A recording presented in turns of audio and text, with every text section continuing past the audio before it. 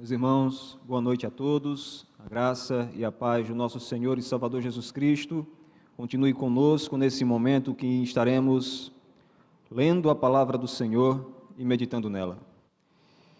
Meus irmãos, é motivo de muita alegria, embora seja também um motivo de grande responsabilidade e temor, trazermos mais uma vez nessa noite a meditação na palavra do Senhor. E nós temos a certeza absoluta de que, independente daquele que esteja aqui à frente, se o Espírito Santo de Deus não conduzir, não haverá nenhum proveito para nenhum de nós, e é por isso que nós intercedemos para que o meditar do nosso coração e que as palavras dos nossos lábios agradem ao Senhor. Consequentemente, agradando ao Senhor, irá nos edificar e nos fortalecer para o glorificarmos e viver para a sua glória. Meus irmãos, vamos abrir nossas Bíblias do Evangelho de Mateus e mais uma vez, pensando no tema proposto para esse mês, que é a respeito das verdades do reino de Deus, nós vamos ler o conhecido, o famoso texto do Sermão do Monte, no capítulo 5 de Mateus, e nós leremos dos versos 1 até o verso de número 3. Mateus 5, a partir do verso de número 1 até o verso de número 3. Esse texto será, portanto, a base da nossa meditação nessa noite, pensando no reino de Deus e em uma das verdades, ou um dos princípios básicos para se ter acesso, para se ter como viver como um súdito do Rei, o súdito do Rei de Jesus. Por isso eu convido você a abrir a sua Bíblia e eu lerei, para que todos nós acompanhemos, os irmãos acompanham em silêncio, enquanto eu leio esse trecho da palavra do Senhor, que nos diz: Vendo Jesus as multidões, subiu ao monte, e como se assentasse, aproximou-se os seus discípulos. E ele passou a ensiná-los, dizendo: Bem-aventurados os humildes de espírito, porque dele é o reino dos céus. Vamos orar, pedindo a Deus que Ele nos ilumine para entendermos a sua santa palavra.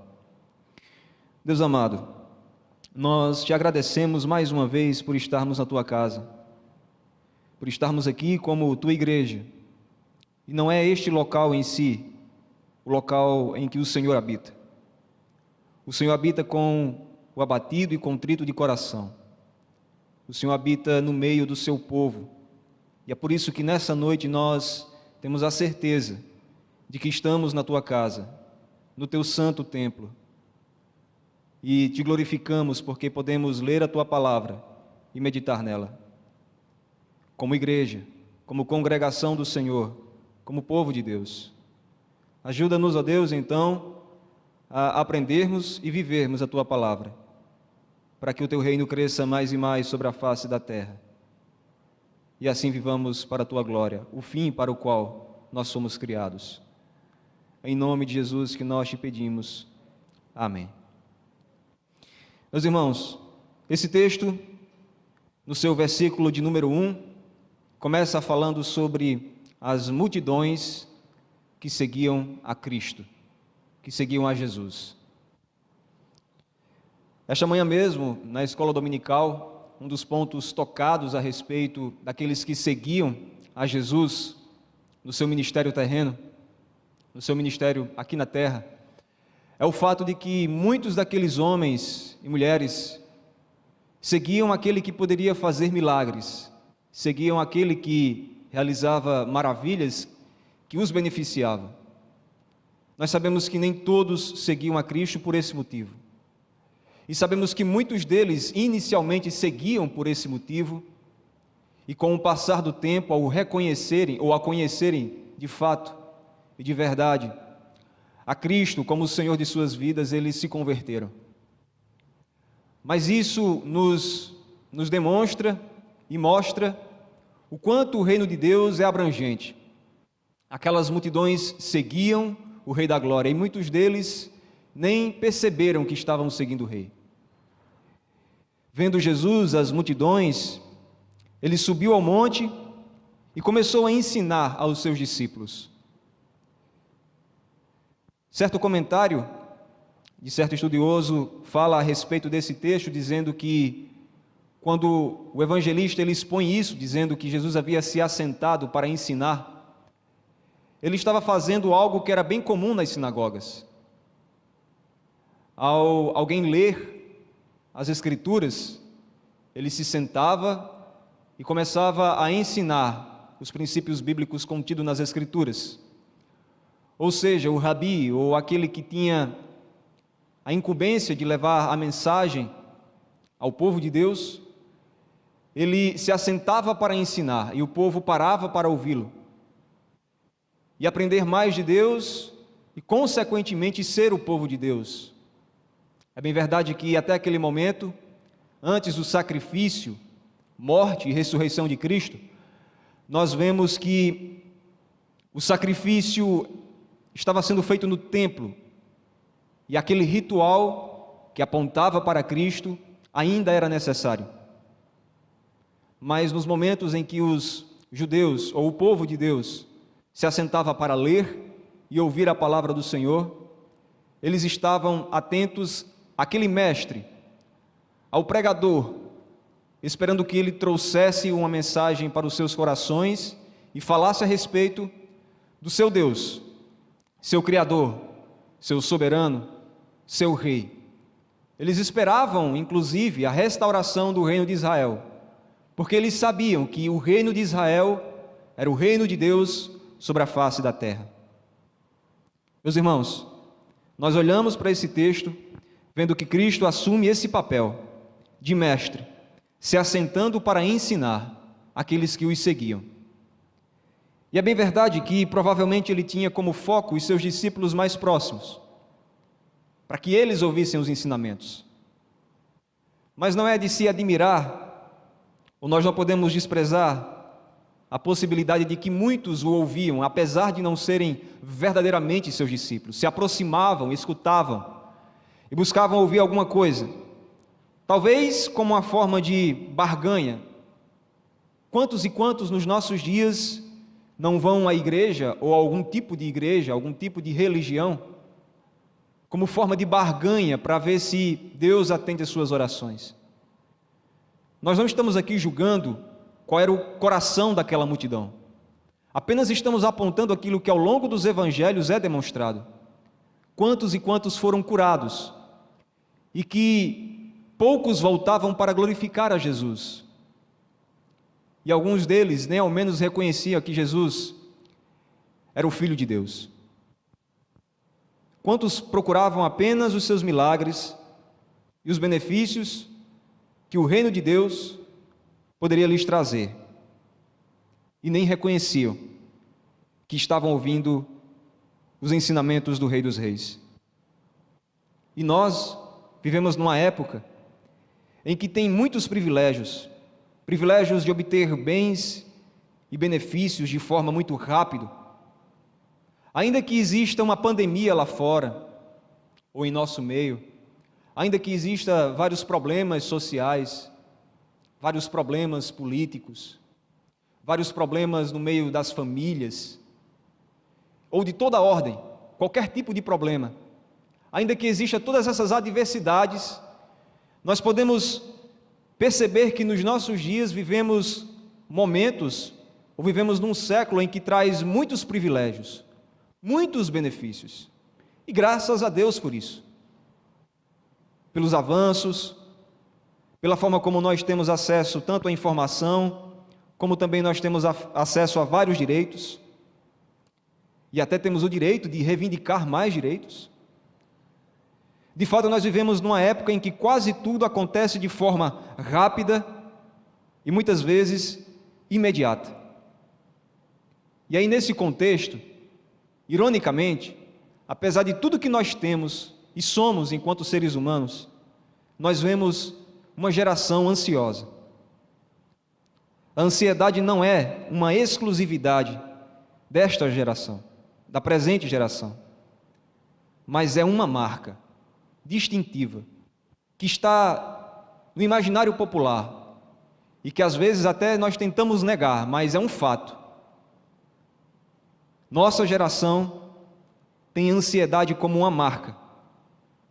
Essa é uma marca dos dias atuais. E geralmente o conceito que parece ser popular é que não há tempo a perder. Há muito o que o ser humano pode desfrutar. Aliás, até se diz que deve desfrutar. É encarado como uma obrigação. Mas no fim, esse tal dever se mostra uma ilusão, ou causa cada vez mais ansiedade. Ansiedade que gera mais ansiedade, num círculo vicioso e destrutivo. Nós não nos detemos e não paramos para ouvir os ensinamentos do Senhor, pelo menos não o ser humano de modo geral. E muitas das vezes a própria igreja do Senhor, ou seja, eu e você, não paramos para meditar, para desfrutarmos da presença do Senhor através do Espírito Santo falando através da sua palavra. Nós não nos detemos nos ensinamentos do Senhor nos dias que tudo vai mal e que nós nem conseguimos nos concentrar na leitura da palavra. Interessante que o apóstolo Paulo nos fala que, mesmo em meio a esses momentos, o Espírito Santo, ele nos conduz a apresentarmos diante do Senhor, já que estamos com o coração contrito e abatido diante do Senhor, uma oração que seja entendida por Deus, ou aceitável a Deus. Mas, via de fato, ou pelo menos geralmente, nós recusamos essa presença, recusamos meditar na palavra do Senhor, inclusive naqueles dias em que tudo parece mal. Então nós vemos que essa ilusão de desfrutar dos prazeres, ou de tudo que essa terra pode produzir, de se chegar cada vez mais a ter realizações na vida, ou seja, ao longo da existência humana, realizar mais e mais, desfrutar mais e mais, não passa de ansiedade. E é partindo dessa reflexão inicial, meus irmãos, que nós podemos fazer uma pergunta, dentre tantas: o que é que tem governado a minha vida? O que tem governado o ser humano? O que tem governado o homem? Olhando para a descrição que fazemos agora há pouco da presente geração, muitos dirão que é ansiedade e essa idolatria pelas coisas que o mundo pode oferecer. E nós podemos, apesar de sermos conhecedores da palavra do Senhor, nos esquecermos que o domínio de todas as coisas não está sobre as nossas mãos, nem nas mãos dos poderosos deste século, muito menos nas mãos de Satanás. O domínio de todas as coisas está nas mãos de Deus. Mas aí vamos olhar qual é o domínio da vida do ser humano. O que é que de fato domina a vida do ser humano, sua existência? O capítulo de número 6 deste Evangelho de Mateus mostra a exortação de Cristo quando ele diz que ninguém pode servir a dois senhores, porque o coração estará inclinado e submisso a apenas um dos alvos alegados como Senhor, ou seja, para apenas um dos senhores que nós escolhemos ou decidimos que seria o nosso Deus. Fato é, meus irmãos, que ao olharmos para isso, olharmos para esse texto que se encontra em Mateus, nós vemos que Cristo está apontando a necessidade do ser humano de servir a alguém. E que essa história de desfrutar das coisas que o mundo pode oferecer, ou dos prazeres que o ser humano pode desempenhar neste mundo, são mera ilusão. não são uma obrigação, pelo contrário, são uma escravidão. Ninguém pode servir a dois senhores, porque o coração estará inclinado e submisso a apenas um dos alvos alegados. Isso também nos lembra que não podemos suplantar nossa necessidade de servir a alguém, ou até mesmo a algo. Se a ansiedade é o centro de nossas vidas, ela é consequência de toda a nossa devoção. Ou podemos descrevê-la como uma manifestação daquilo que a nossa devoção está inclinada, se tornando a nossa religião. Se nossa religião não é a verdadeira religião, então ela não passa de idolatria, se torna a motivação e o centro da nossa vida, no qual nós gastamos tempo, gastamos forças, gastamos todo o nosso ser para cultuarmos, para exaltarmos esse falso Deus, para sermos servos de um ídolo. E essa atitude, infelizmente, devido à corrupção humana, é bem espontânea, é muito espontânea. E a vemos de forma muito natural, de forma muito comum, que nos leva a dizer que não estamos cometendo um erro, que não estamos cometendo um pecado, e aí nós nos enganamos, e portanto nós não percebemos que essa mesma atitude de ansiedade, de idolatria às coisas deste mundo, aos nossos anseios, a nossa inclinação pecaminosa, causa destruição, traz a nossa destruição. E ao avaliarmos como algo proveitoso, ou seja, essa idolatria, esse anseio, essa inclinação da natureza humana, nós achamos e pensamos que estamos desfrutando de um privilégio. É nos enganarmos, nos tornarmos servos de algo que não é eterno, que é fútil e que é pura vaidade, como muito bem descreve o livro de Eclesiastes. O livro de Eclesiastes, ele passa o tempo inteiro refletindo sobre a vida presente e dizendo: é inútil, é vaidade, é correr atrás do vento, é perca de tempo. Mas é o mesmo homem que construiu, que alcançou, que conquistou, que dominou, que deu vazão a todos os seus anseios. E por graça divina, ele pode realizar muito daquilo que ele intentou fazer. E seja naquilo que ele fez com suas mãos, ou naquilo que ele não conseguiu fazer, ele olhava e dizia: tudo isso não passa de vaidade. Após desfrutar tudo o que ele conseguiu desfrutar, ainda assim ele olhou para si e disse: na verdade eu gastei a minha vida e a minha juventude em coisas que não mereciam atenção. E aí nós conhecemos muito bem o texto, que nos adverte a seguirmos a vontade de Deus e dedicarmos toda a nossa vida. E aí ele usa a figura, ele usa o momento da vida do ser humano, que é a mocidade, para refletir muito bem que todas as nossas forças precisam ser voltadas para o nosso Criador, e diz que nós precisamos nos lembrar, desde a mais tenra idade, do nosso Criador, servindo a Ele, porque fora disso não existe nenhum proveito, não existe nenhum privilégio. Os nossos anseios revelam o nosso objetivo, revelam a motivação de toda a nossa adoração.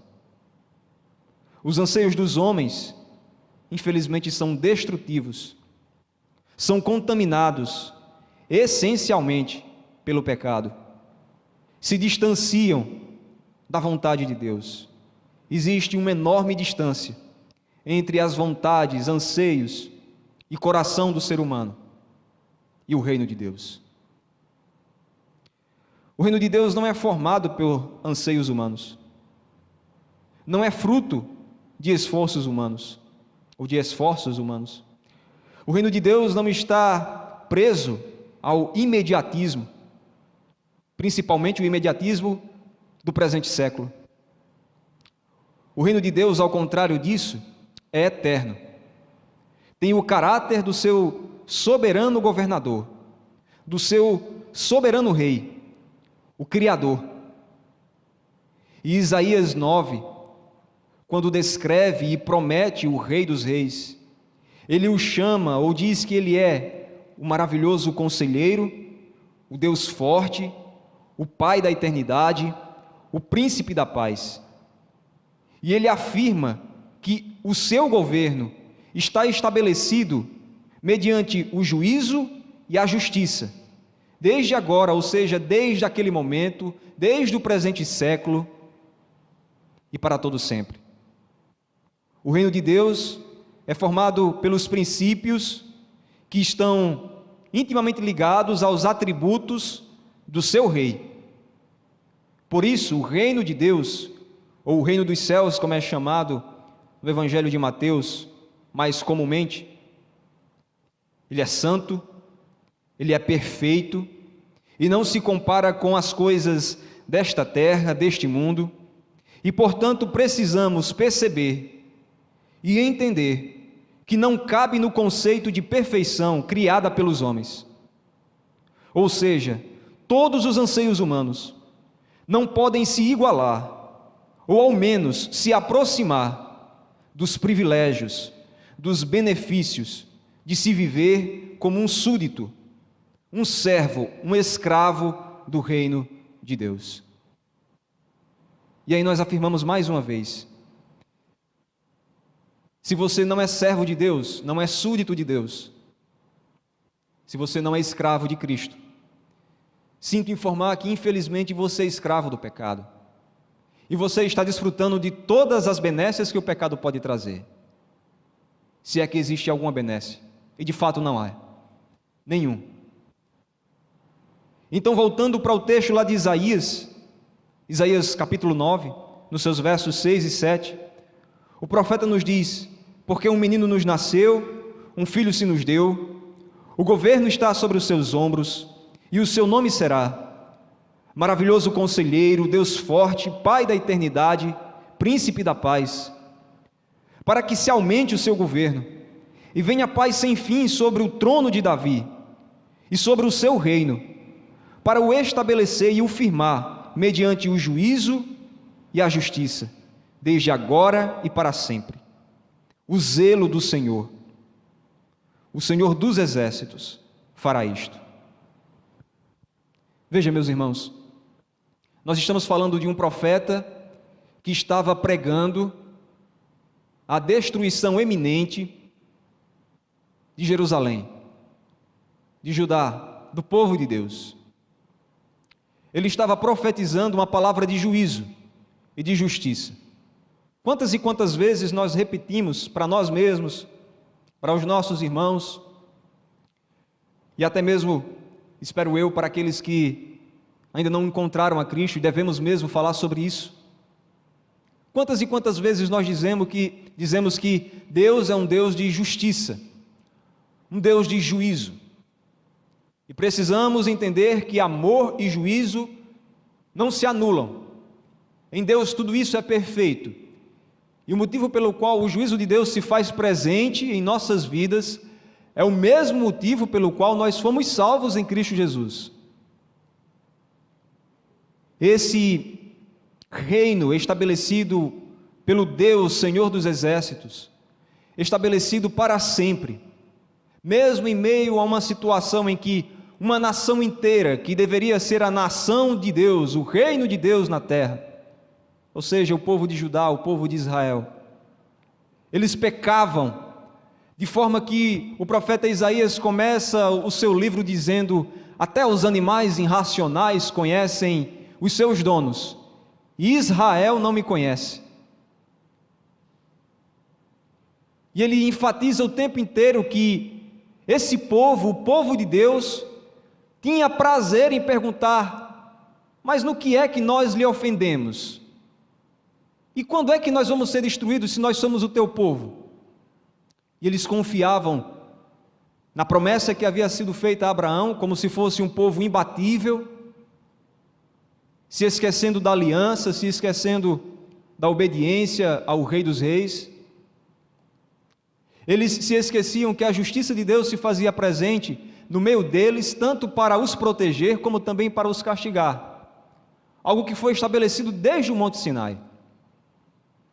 Nós olhamos para o profeta Isaías pregando isso, e falando sobre a vinda do reino de forma plena e completa, apontando para o Messias, e precisamos entender que as mesmas promessas, embora as pontuais para aquela época, os princípios, as verdades contidas nessas promessas, nas advertências, nas exortações do Senhor ao seu povo, vale para nós, porque nós somos o seu povo. Nós precisamos viver a palavra do Senhor. Nós precisamos viver de acordo com sua vontade. Caso contrário, Ele, por amor e graça, nos irá levar à disciplina, para que a nossa alma seja salva, ainda que sob muitas e muitas advertências, muitas e muitas adversidades, muita e muita disciplina, castigando os nossos lombos, nos trazendo dor, para que reconheçamos a gravidade, a imoralidade, a impureza, o quanto é abominável o pecado diante do nosso Rei. O reino de Deus estava sendo revelado ao seu povo naquele momento. Mais uma vez, o trono de Davi, que foi estabelecido sobre a verdade e a justiça, essa verdade e essa justiça que estava contida no caráter do próprio Deus que criou aquela nação e criou todas as coisas, essa justiça, esses princípios, eles fazem parte do reino do Senhor, o reino de Deus, e nós podemos ver ele revelado de forma ainda mais plena e ainda mais maravilhosa no Evangelho, contrariando todos os nossos anseios, os anseios pecaminosos, contrariando tudo aquilo que a natureza pecaminosa do homem quer, intenta e faz para desagradar ao Senhor. Ao olharmos para a primeira epístola aos Coríntios, no capítulo de número 2,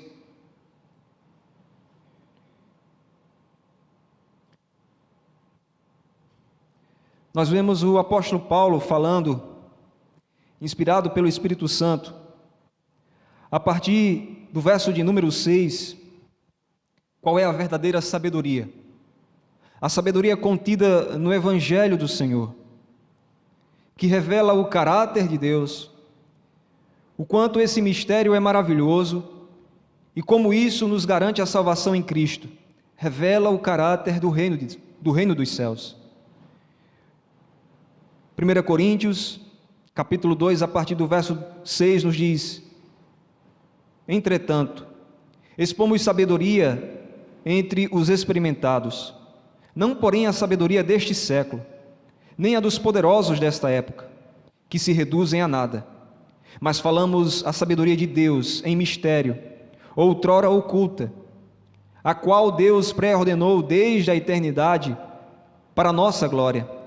Sabedoria essa que nenhum dos poderosos deste século conheceu, porque se tivessem conhecido, jamais teriam crucificado o Senhor da glória.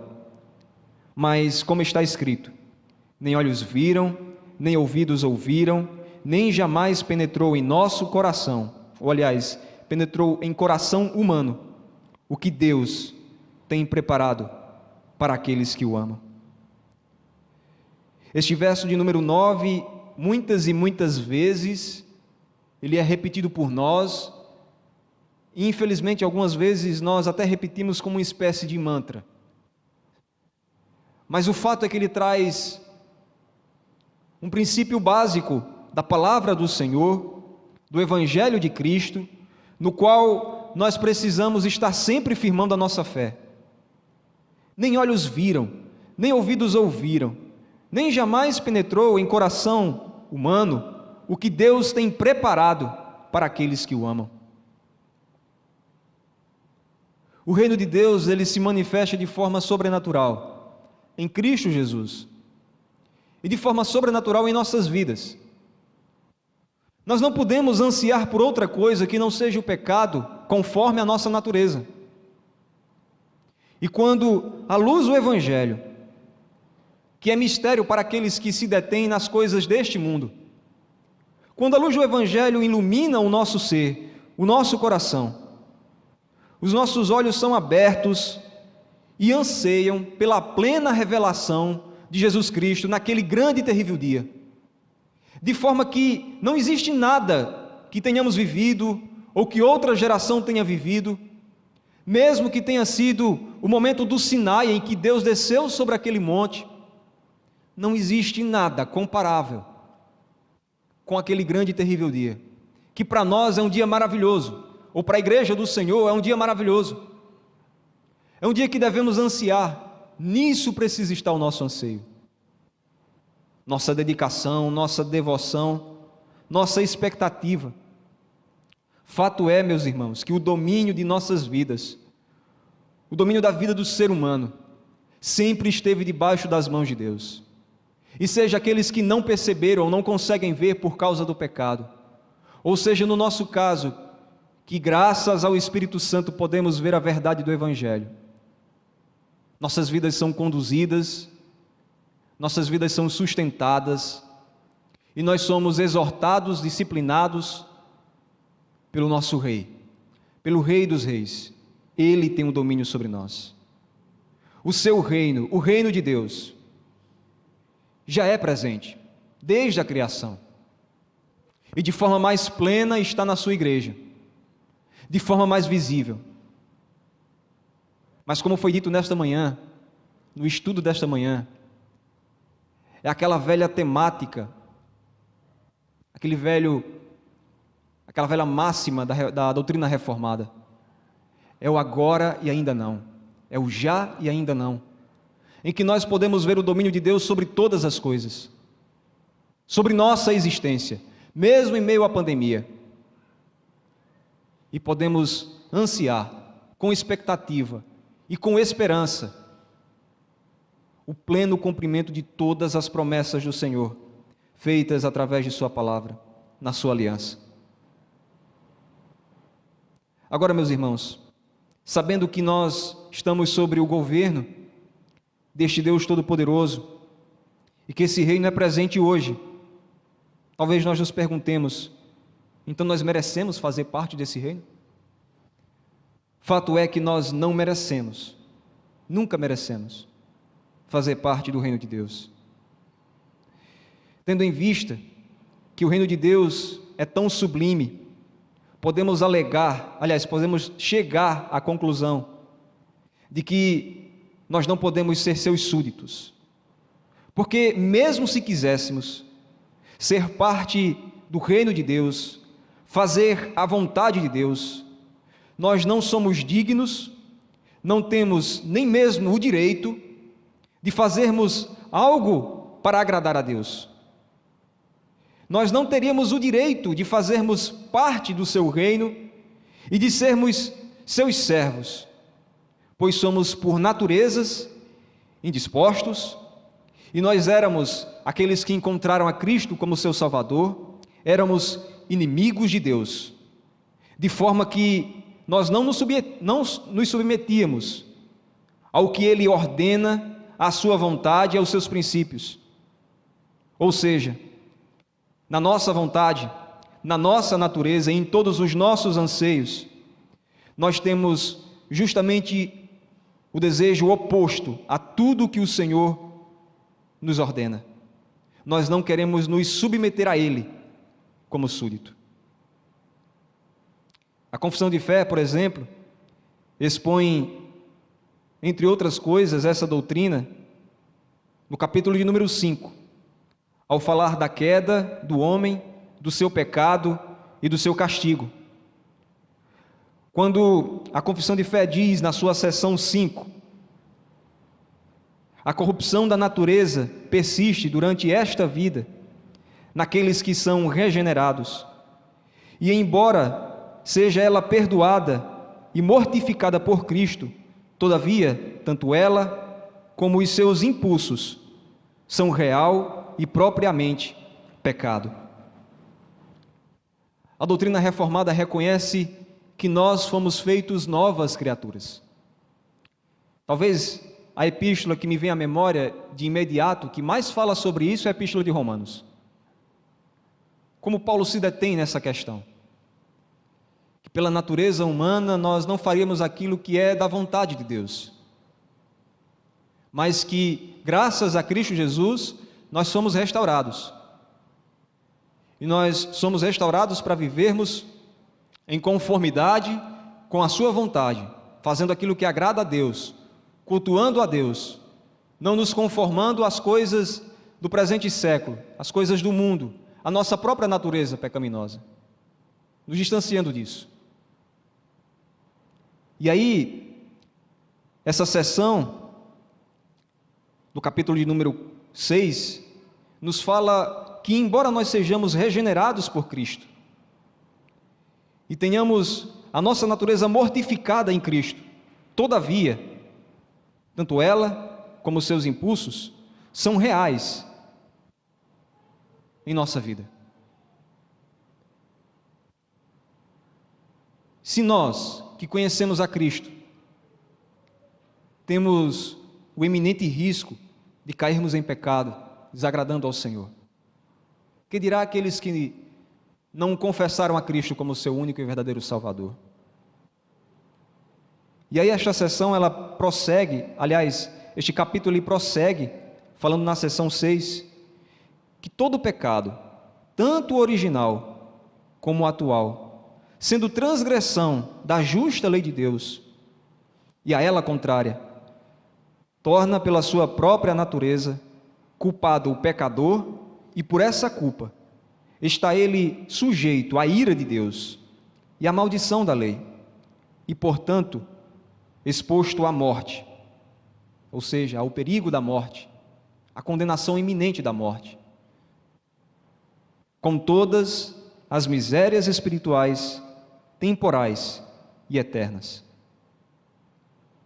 Para o homem que não tem seus pecados perdoados, que não se arrependeram de seus pecados, que não confessaram a Cristo Jesus como seu Senhor, que não teme a Deus, que não se submete ao Rei de toda a terra, que não se humilha na presença do Príncipe da Paz, que é justo, que é santo, que é misericordioso, que é o Deus forte.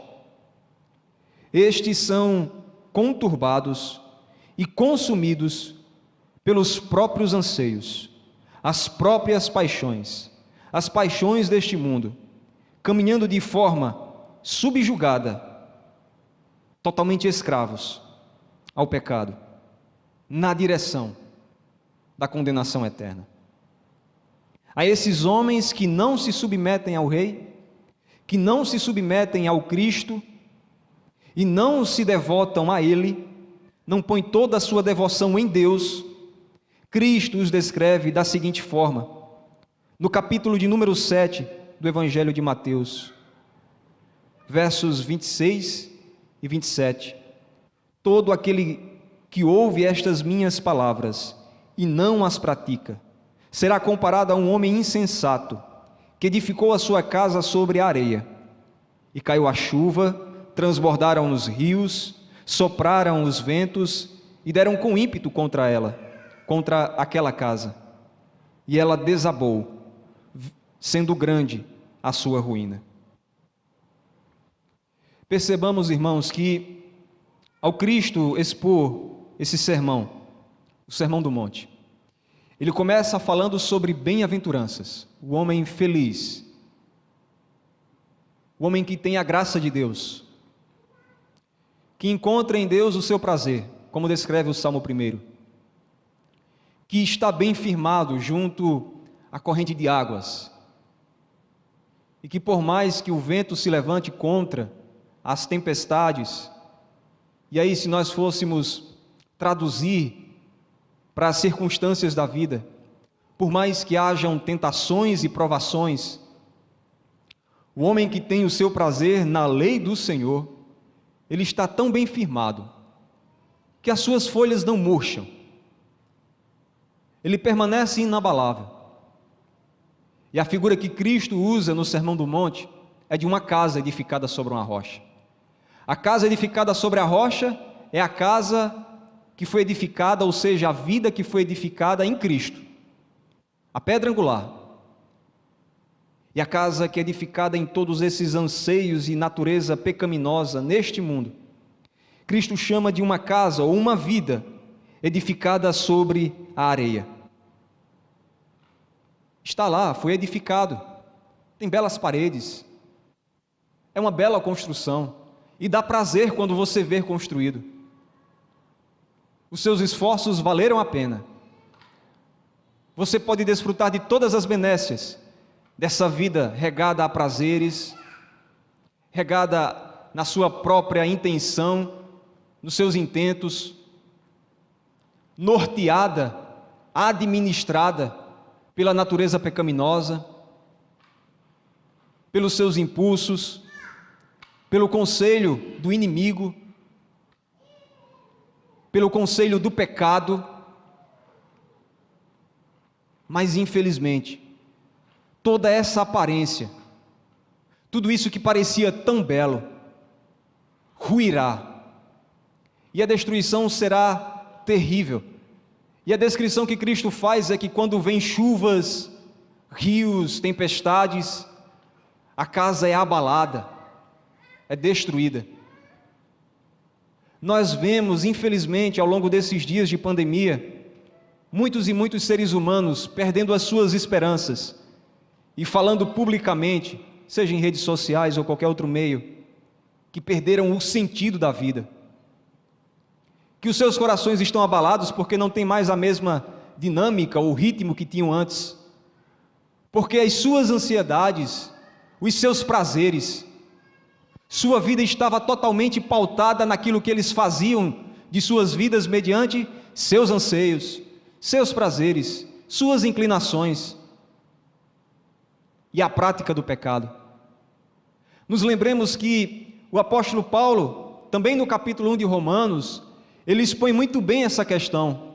São homens que praticam todo tipo de mal, todo tipo de transgressão diante de Deus, que incentivam outros a praticá-lo, os incita a praticá-lo, indo e levando à destruição. Mais uma vez, nós podemos nos lembrar do que o Senhor Jesus Cristo nos ensina. Se não estão servindo a Deus, se não são escravos de Cristo, eles são escravos de alguém. E nós não podemos nos esquecer disso. E voltando mais uma vez à pergunta inicial, nós vemos dias em que nós temos tantos privilégios, glória a Deus por isso. Apesar de tanto sofrimento ou de tantas dificuldades, ainda assim temos tantos privilégios, que nos esquecemos que nós não temos o direito de fazermos parte do reino de Deus. Eu não tenho o direito de fazer parte do reino dos céus. Eu não sou puro, não sou digno do amor de Cristo, assim também como você. Porque se existe uma coisa que nos une, é nossa natureza pecaminosa, infelizmente. E por vezes nós até agimos de forma que parece agradável aos olhos de Deus. Homens que não confessam a Cristo como seu Senhor e Salvador, por vezes, fazem coisas que são belas aos nossos olhos, louváveis. E talvez nós até olharíamos para eles e diríamos: estes homens estão agradando a Deus, devido à preocupação que eles têm com a justiça, ou a justiça social, devido à preocupação que eles têm com a pureza, a asepsia deste mundo, devido à preocupação que eles têm de serem humildes, pobres, de não quererem se apegarem às riquezas. Enfim, nós podemos elencar vários tipos de prática que parece piedosa, que parece que agrada a Deus. E todas estas práticas, se destituídas do Espírito Santo, se não houverem a presença transformadora do Espírito, assim como o salmista pede, lembremos-nos que o salmista, no Salmo de número 51, ele pede que o Senhor não retire dele o seu Santo Espírito, para que aí sim ele possa sacrificar ao Senhor, para que aí sim ele possa cultuar a Deus. Então nos lembremos que se não houver a presença de Deus, Não importa se nós apresentamos os nossos sacrifícios neste lugar. E como lemos nessa noite no Salmo de número 50, Deus ainda nos pergunta: por um acaso eu não sou o Deus de toda a terra? Eu preciso que vocês me sirvam para que eu seja Deus? Eu preciso que vocês tragam os seus sacrifícios porque eu estou passando fome? Por acaso eu não sou o Rei de todas as coisas? O Supremo Criador, soberano de toda a terra? A sua vida me pertence. E todas as coisas existem para a minha glória. E aí nós vemos e caímos em si e dizemos: na verdade somos nós que precisamos servir a Deus. Somos nós que precisamos cultuar, e não Deus que precisa do nosso culto. O homem, enquanto pecador, enquanto se deixa levar por seus anseios e natureza pecaminosa, é consumido pelos prazeres, é consumido pelos anseios, pelos próprios temores, os temores deste mundo, e consequentemente e inevitavelmente se tornam servos, ou em outras palavras, escravos do pecado. São desde agora, na vida presente, por mais que não aparente ser, e ainda mais serão no dia do juízo, quando o seu orgulho será abatido, toda a sua obstinação, toda a sua dureza de coração será exposta diante deles, e o quanto eles defraudaram uns aos outros, e sem perceber acabaram se defraudando, se mutilando e destruindo a sua própria alma, pela insensatez e impulsividade do pecado. E aí nós podemos nos lembrar muito bem do famoso texto de Salmos, o Salmo de número 14. A partir do verso 1 ele diz: diz o insensato no seu coração: não há Deus. Corrompe-se e praticam abominação. Já não há quem faça o bem. Do céu olha o Senhor para os filhos dos homens, para ver se há quem entenda, se há quem busque a Deus. Todos se extraviaram e juntamente se corromperam. Meus irmãos, vejam nesse verso de número 3, eles se corromperam. A mesma coisa que é descrita pelo apóstolo Paulo, lá em Romanos 1. Se corrompem, se destroem, uns aos outros e a si mesmos. Não há quem faça o bem, diz ainda o texto. Não há nenhum sequer. Acaso não entendem todos os obreiros da iniquidade, que devoram o meu povo, como quem come pão, que não invocam o Senhor? E aí, mais uma vez, nós podemos voltar ao texto que foi lido inicialmente hoje, do Salmo 50. Dizem eles que estão me servindo, dizia o Senhor. Disse o Senhor através de sua palavra. Dizem eles que estão me adorando. E na verdade eles são ímpios. Eles até têm na boca deles os meus mandamentos. Eles até falam sobre os meus mandamentos. Mas o fato é que eles se extraviam e juntamente se corrompem e não entendem, pois são obreiros da iniquidade, de forma que eles praticam aquilo que é abominável diante do Senhor. Devoram o meu povo, como quem come pão. Em outras palavras, eles praticavam todo tipo de injustiça, contra o órfão, contra a viúva, contra o próprio dízimo na casa do Senhor, onde eles levavam as últimas coisas para servir a Deus. Eles escolhiam a dedo os animais mutilados, aqueles que eles não queriam para o seu rebanho, para sacrificar a Deus. E ainda diziam que estavam cultuando ao Senhor. Ao invés das primícias, eles apresentavam o resto, se apresentassem o resto. E eles vestiam essa roupa de religiosidade, ou em outras palavras, falsa religião, para afirmarem que eram servos de Deus e que tinham o direito de ser súditos do rei. Mas infelizmente, o que Deus fala e os chama a atenção é que eles são obreiros da iniquidade. ainda no Salmo de número 14, no verso de número 5, tomar-se-ão de grande pavor, porque Deus está com a linhagem do justo. Meteis a ridículo o conselho dos humildes, mas o Senhor é o seu refúgio. Até o verso 6. O que nós vemos é o Deus Todo-Poderoso que havia escolhido aquele povo para ser o povo de Deus, o povo do Antigo Testamento. Assim como nós também podemos ter a certeza que Deus nos fala nesta noite, já que somos povo de Deus, que Ele nos chama ao arrependimento, a sermos humildes de coração, e não fazermos do conselho de Deus, dos princípios de Deus, do reino do Senhor, algo que seja visto diante dos homens como ridículo, ou não sejamos blasfemos e rebeldes, de forma insubmissa a Deus, falando algo com a boca e praticando tudo aquilo que desagrada a Deus diante dos homens e, antes de tudo, diante de Deus. Inclusive, diante dos homens nós até podemos manter aparências, mas Deus olha para nós, olha para o pecador e diz: meteis a ridículo o conselho dos humildes, mas o Senhor é o nosso refúgio. Aqueles que se humilham na presença de Deus e que fazem parte do reino de Deus, esses têm a sua esperança e o seu refúgio estabelecido naquele que é o Rei dos Reis. E essa esperança é eterna. Portanto, o juízo é certo sobre a vida de todo aquele que defrauda o seu irmão, que age contra a vontade de Deus, que blasfema ou que é rebelde contra a palavra do Senhor. Portanto, meus irmãos, no reino de Deus não existe espaço para os anseios do ser humano.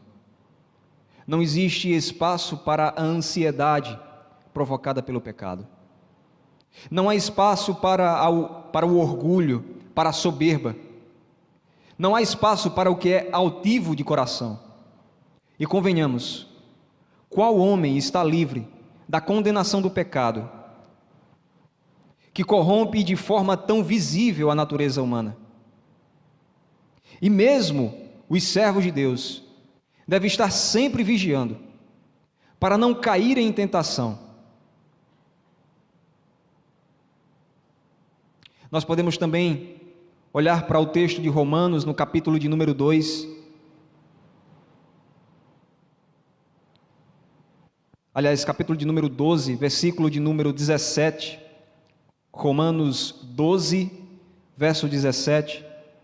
E encontrarmos neste verso, ele afirmando: não torneis a ninguém mal por mal, esforçai-vos por fazer o bem perante todos os homens.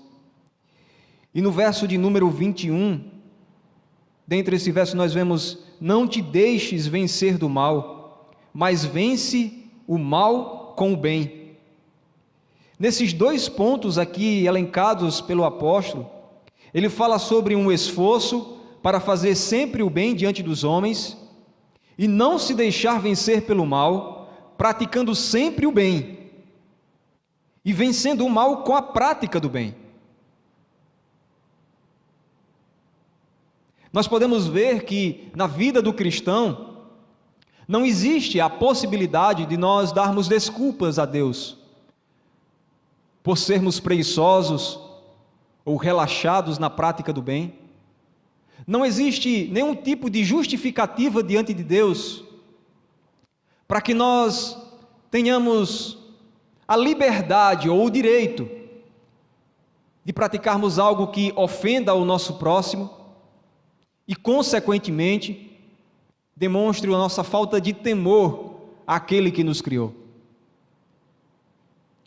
Os nossos anseios, nossas expectativas, nossa devoção e todas as nossas forças devem estar empenhadas de tal forma sobre a verdade do Senhor, as verdades do reino de Deus, que em tudo que nós fizermos, todos os dias da nossa vida, nós devemos estar sempre agradando ao nosso Rei. Como nós poderemos ter o direito de fazer parte deste reino, se a nossa inclinação é justamente a oposta, de sermos orgulhosos, rebeldes, de ansiarmos unicamente pela nossa satisfação e pelo nosso bem, e não pelo bem do próximo, e retribuirmos o mal com o mal, se possível ainda maior? Como nós poderemos fazer parte deste reino, onde o Senhor Jesus Cristo nos ensina? No próprio capítulo 5 de Mateus, no seu último verso: portanto, sede vós perfeitos, como perfeito é o vosso Pai Celeste. E aí nós repetimos mais uma vez: de nenhuma maneira, nem eu nem você, temos o direito de fazermos parte desse reino, não por nós mesmos. E nessa lista que encontramos no texto que nós lemos no início, Mateus capítulo 5, a partir do verso 1, e lendo assim a partir do verso de número 3 até o verso de número 12, nós vemos a lista das bem-aventuranças, que em outras palavras trazem tanto uma promessa para aqueles que temem a Deus, de que eles serão felizes, e de como é maravilhoso fazermos parte desse reino, e ao mesmo tempo são princípios que precisamos cultivar, guardar e viver todos os dias da nossa vida. A partir do verso 3 nos diz: bem-aventurados os humildes de espírito, porque deles é o reino dos céus. Bem-aventurados os que choram, porque serão consolados. Os mansos, porque herdarão a terra. Os que têm fome e sede de justiça, porque serão fartos. Os misericordiosos, porque alcançarão misericórdia. Os limpos de coração, porque verão a Deus. Os pacificadores, porque serão chamados filhos de Deus. Bem-aventurados os perseguidos por causa da justiça, porque deles é o reino dos céus. Até aqui no verso 10, nós vemos que tanto o verso de número 10, como o verso de número 3, trazem uma característica em comum nessa lista de bem-aventuranças. Naqueles que são humildes, aqueles que reconhecem o seu pecado diante de Deus, que se humilham diante do Senhor, pobres de espírito, e aqueles que são perseguidos, estes herdam, estes fazem parte do reino dos céus. Em nenhum momento é porque merecemos, é porque temos o direito, mas porque reconhecemos a soberania, a autoridade do Rei dos Reis. E aí os versos 11 e 12 nos diz: bem-aventurados sois quando por minha causa vos injuriarem e vos perseguirem, e mentindo, disserem todo o mal contra vós. Regozijai-vos e exultai, porque é grande o vosso galardão nos céus, pois assim perseguiram os profetas que vieram antes de vós. Uma vida segundo estes princípios, estas verdades, não é fruto de esforços humanos, muito menos de anseios humanos. Elas não brotam naturalmente do nosso coração. E é por isso que nós podemos entender o que afirma o apóstolo Paulo, inspirado pelo Espírito: desventurado o homem que sou, quem me livrará do corpo desta morte? Graças a Deus por Jesus Cristo, nosso Senhor. De maneira que eu, de mim mesmo, com a mente, sou escravo da lei de Deus, mas segundo a carne da lei do pecado. Romanos 7, versos 24 e 25. E Cristo, Ele nos conforta e nos consola, ao mesmo tempo que nos exorta e nos ensina, graciosamente, dizendo lá em João, no capítulo 15, no verso de número 5, eu sou a videira, vós os ramos, quem permanece em mim e eu nele, esse dá muito fruto, porque sem mim nada podeis fazer. Bem-aventurados os humildes de espírito, porque deles é o reino dos céus. Sem temer nada ou ninguém neste mundo, além daquele que merece e que tem todo louvor, que tem todo domínio nos céus e na terra, ainda que os homens não se percebam ou não percebam isso, e que não aceita que sua glória, sua majestade e o seu reino seja dividido com mais nada, com mais ninguém, com nenhum dos anseios humanos, e que nos chama ao arrependimento, de modo que Cristo seja por nós conhecido e reconhecido como de fato o que Ele é: o Rei dos reis, o Senhor dos senhores, o soberano de toda a terra e o soberano das nossas vidas, o soberano da sua igreja. Não porque Ele necessite de nossa adoração, mas porque nós devemos, e mais do que devemos, nós necessitamos e precisamos ansiar por adorá-lo e servi-lo de todo o coração. Precisamos perceber que ser bem-aventurado não é de forma alguma viver segundo o nosso próprio coração.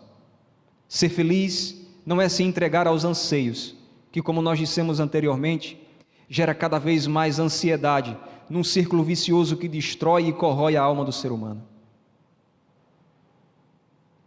Cristo, o Senhor Jesus, nos ensina essas verdades sobre o reino e nos aponta o caminho para suprirmos todas as nossas reais necessidades, aquilo que de fato nossa alma necessita, o que o nosso espírito anseia, e que nada tem a ver com os anseios deste mundo, os anseios do coração ou da natureza pecaminosa. A tradição reformada enfatiza o sensus divinatus, ou semen religiones, ou seja, a necessidade da religião verdadeira, essa semente que existe no coração de todo ser humano, ainda que ele não reconheça, a necessidade de se aproximar e de servir ao seu único e soberano Criador, e adorá-lo e viver diante dele, servindo a Ele, porque Ele se faz o nosso Pai eterno. Ele é de fato o Pai todo-poderoso e gracioso para aqueles que o conhecem. Bem-aventurados os humildes de espírito, pois estes se arrependem, confessam sua transgressão, escutam o ensino e a exortação de Cristo, e em meio a tudo o que existe, em meio à queda, ao pecado, eles recebem humildemente, eles reconhecem humildemente que precisam da presença e até mesmo da disciplina de Deus, pois eles entendem, ou seja, pois nós precisamos entender, por iluminação do Espírito Santo, que como um pai se compadece dos seus filhos, assim o Senhor se compadece dos que o temem, pois Ele conhece a nossa estrutura e sabe que nós somos pó. Por isso, Ele sabe como nos repreender, como nos castigar, pois não repreende perpetuamente, nem conserva para sempre a sua ira sobre os seus filhos. Nós, os súditos de Deus, do reino de Deus, lavados e remidos pelo sangue do Cordeiro, o sangue de Cristo, e graças a Cristo, o Filho de Deus, nós podemos fazer parte deste reino, mediante o sacrifício, a morte e a ressurreição daquele que nos resgatou, para que fôssemos parte do reino dos céus. Bem-aventurados os humildes de espírito, porque deles é o reino dos céus. Mais uma vez nós nos lembramos o que diz Romanos 7, 25. Graças a Deus, por Jesus Cristo, nosso Senhor. Foi Ele quem nos redimiu. nós não tínhamos o direito. E Ele nos revelou o Evangelho, todos esses princípios que são tão bem resumidos e explanados nesse Sermão do Monte, e nos conduz a sermos humildes de coração, para não sermos escravos do pecado. Glorificado seja o seu nome, e que Ele nos ajude a vivermos dessa forma, sendo seus súditos, escravos do Senhor, desfrutando de todas as bênçãos do reino dos céus.